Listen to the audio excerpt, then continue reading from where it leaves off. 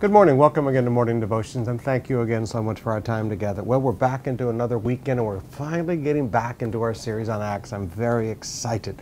We're going to go back and take another look at the beginning of Paul's sermon to the intellectual elite in the city of Athens. So we'll have great services all day, Saturday and Sunday. I'm looking forward to seeing you in the services. But right now, let's go back to Exodus chapter 11 and look at again one of those passages and one of those thoughts that too often we read right over and don't ask ourselves the significance of. Beginning in verse 1. Now the Lord had said to Moses, I will bring one more plague on Pharaoh in Egypt. After that he will let you go from here, and when he does, he will drive you out completely. Tell the people, the men and women alike are to ask their neighbors for articles of silver and gold. Now listen carefully. The Lord made the Egyptians favorably disposed toward the people, and Moses was highly regarded in Egypt by Pharaoh's officials and by the people. Again, Moses himself was highly regarded in Egypt by Pharaoh's officials and by the people.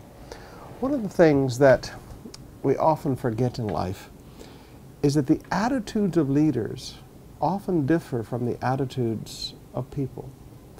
Sometimes you have conflicts between leaders like Pharaoh and Moses, where Moses was fighting for the people of Israel to be out of Egypt, and Pharaoh wanted them to stay in because of his own selfish desire. But the people of Egypt and the officials underneath Pharaoh greatly respected Moses, highly regarded Moses. Now, one of the things you have to learn in life is reputation is not determined by the media, and reputation is not determined by marketing gurus, and reputation is not determined by people who want to smear your name. Reputation is determined by God and by how you live your life. Let me say that again. Reputation is determined by God and by how you live your life. Because no matter what people say about you, sooner or later, whatever is hidden shall be revealed. Sooner or later, truth always comes out.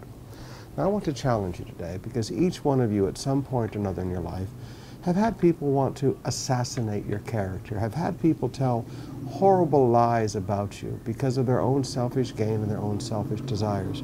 And it's so tempting to fight back. It's so tempting to get back at it and go to war. Leave it alone. Just leave it alone.